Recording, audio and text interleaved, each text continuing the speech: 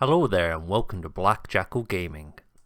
Today we're going to take a look at the core stratagems from the Core 40k rulebook and we're going to check out to see what their uses are. Now the stratagems are split into 4 different categories. One of these categories can have its price increased via special rules within certain armies. Some of them are very powerful and they're auto-includes within your game, but the CP allocation makes a couple of them a bit difficult to use and manage. If you use them wisely, you can turn your CP into victory points. So how do you gain command points to begin with? Well, at the start of each command phase, you will gain 1 command point. Some armies do have abilities or stratagems to gain additional CP throughout the game, and some missions also have restrictions on how you can gain CP as well. Now, as mentioned before, they're split into 4 different categories. First up, you've got battle tactics, which is 2 stratagems within. These give you buffs mainly to your attacks and your defense efficiency. You've got epic deeds, which is again 2 strats. These give you individual moments that have a high impact on the game, so not necessarily going to be doing damage, but they are ways in which that you can help score victory points. The strategic ploy, which has 5 stratagems. These are mostly counter moves or movement buffs. 2 of these stratagems are worth 2 command points, so they are a bit pricey. Finally, we have War Gear, which is 2 stratagems. These are specialist equipment that you can use in the game. It's generally, well, one of the strats is for vehicles mostly, and one is for infantry. First up, we'll look at the battle tactic stratagems. Now, these are the stratagems that can have their point value increased. So if you go to use this, there are abilities for certain armies or stratagems or war gear, which would double the price or increase it by 1. So you've got to bear that in mind when you're using these stratagems. You can often only increase the value once per game. So you can only choose really 1 stratagem that you're going to increase, and then it'll be at the higher value for the rest of the game. So first up, we have the command reroll. So this can be used in any phase, and this allows you to reroll a dice roll for making a hit, wound, damage, save, advance, charge, desperate escape, or hazardous. You can also include the number of attacks. Say you're rolling a d6 for the number of attacks, you can re-roll that.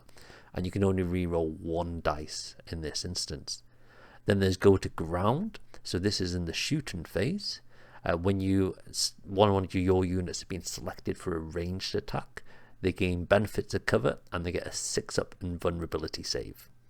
Both are quite useful stratagems. The command reroll you're going to use essentially every game at least once or twice. Going to ground, maybe not so much. It has its niche users, especially getting that invulnerability save. But the command reroll is the one that can focus on a little bit more from these stratagems. Next up, we have the epic deed stratagems. So first up, we have epic challenge. This is during the fight phase. Any fight phase, you select 1 character model within your army. If it's within a unit, it's still only the character model that gets this buff, and they gain the precision keyword for melee attacks. So this is quite good if you're going to fight first and you're up against a unit that's got a character in that might only be a toughness 3 or 4 and only 3 or 4 wounds, but they give a big buff to this unit. If you can target with the character first and take out this supporting character, it allows you to have a greater ability to wipe the squad you've charged into. Next up, we have insane bravery. In your command phase, anytime you failed a battle shock test, you can use this, and it's treated as the test now being passed. There is a caveat to this that it can only be used once per game, so when you are using it, make sure you're using it in a manner that's going to either score you victory points or prevent the opposition from scoring victory points. Just don't throw this away early on because you want to get a little bit more damage onto the board. Epic challenge is quite niche, and unless you're a melee army, you're probably not going to use this one that often. And even if you are a melee army, it's not going to come up every game for you. Insane bravery, on the other hand, this is really good if you failed a battle shock test and you're going to lose an objective, and then it allows you to keep hold of it, or potentially by passing it you're going to contest an objective as well. So anytime you use an insane bravery, it's all about scoring those victory points. Next up, we have the war gear stratagems, and these are both very good stratagems to use. So we've got grenade, which is 1 CP. This is in your shooting phase. If you haven't shot yet, any unit that is physically within 8 inches, you can target it with grenade. So you roll you roll 6d6, and for each 4+, you do 1 mortal wound. So this is really good if you're trying to target a high toughness or high wound value unit, or just one that's got a really good invulnerability save just to push through some mortal wounds. And then this smoke screen, which is 1 CP, and this is mainly on vehicle units. So in your shooting phase, your opposition shooting phase, I should say, this unit gains the benefits of cover, so they reduce incoming AP by 1, and they gain the stealth ability, so they're -1 to be hit. So you can see both stratagems here. Grenade is great for trying to help you clear off objectives or take down tough targets, making sure you're scoring those victory points. And smoke screen is really good on your vehicles because it makes them much more tougher. Reducing AP and being minus to hit means that it's going to stay on the battlefield much longer. Both for stratagems, you probably, especially if you've got tanks, you're probably going to use both of these every game. Grenade, you should really be targeting using it a minimum of once a game because it is a very strong stratagem.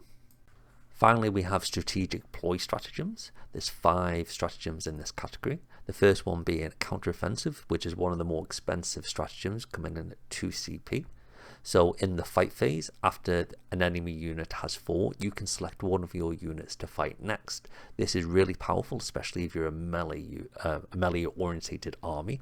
If you've been charged once they fought the first time, you can then select to fight next. So making sure that your strong hitting units can actually stay around and do damage in their turn. It is slightly expensive, so you're not going to be using it early on, and you might, depending how the game goes, been trying to store this just in case it comes up, but it's not something you're really going to use every game. Next up, we have Tank Shock. This is one that's mainly going to be used for your vehicles. In the charge phase, when you've selected a vehicle to charge, you select 1 melee weapon on this vehicle, and you roll a d6 for each strength characteristic on that vehicle. If the strength characteristic is higher than that of the toughness of your opponent, then you roll 2 additional dice. For each 5+, you do 1 mortal wound, but this does max out at 6 mortal wounds in total. And you can do this to 1 enemy unit within engagement range of this unit. Then we have Rapid Ingress. At the end of the movement phase, you can choose one of your units to arrive from reserves. You can only do so in a battle round that allows reinforcements to arrive. So if you've got a unit within strategic reserves, it cannot arrive in the first battle round. However, if you have something that has the deep strike rule ability, this does allow you to arrive in your first turn in your opponent's movement phase. So out of these 3, you find that counteroffensive is one that you don't use too often. It depends on the army and the situation within the game. So it might, if you're a melee orientated army, you might be using this every 2nd or 3rd game. Tank Shock is a very powerful stratagem. Anytime you have a stratagem that just means roll a load of dice and get mortal wounds, it's always going to be quite powerful.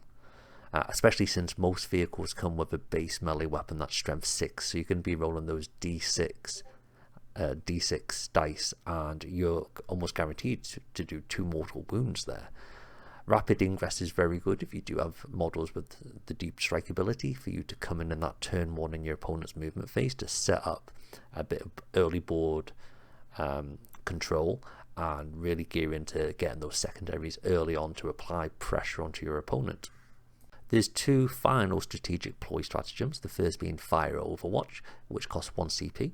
So in the movement or charge phase of your opponent's turn, if they move within 24 inches, either start or end of movement, you can shoot as if it's your shooting phase, but you have to hit on an unmodified hit roll of a 6, and this can only be used once per turn unless you have an ability that allows you to use it again. This is very powerful, especially for auto-hitting weapons, and can cause a lot of damage out of phase for you. Finally, we have Heroic Intervention, which costs 2 CP. So in your opponent's charge phase, if they've finished a charge within 6 inches of this unit, it can charge as if it's its own charge phase.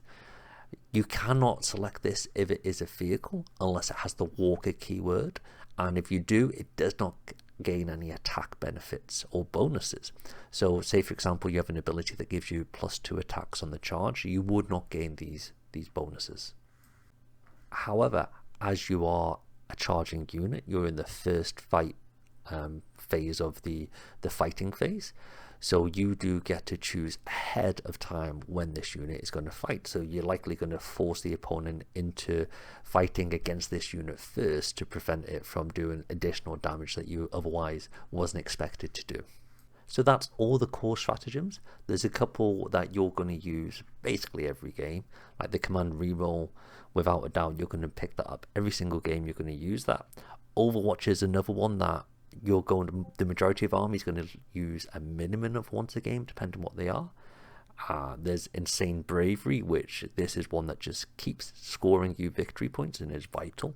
The grenade stratagem, that's another one that's very powerful and you can use literally every game. You should be really using it maybe twice a game just to get those additional mortal wounds. And then if you're a vehicle heavy army, then you'll be looking to use smoke screen every game just to get those additional toughness and that tank shock, so you can have some melee output as well. Thank you for watching the video. If you have any comments, then pop them below in the comment section. If you enjoyed the video, then please hit the like button as it greatly helps the channel. Hit the subscribe button to see any future Warhammer content. Take it easy and see you next time for more grim darkness from the 41st millennium.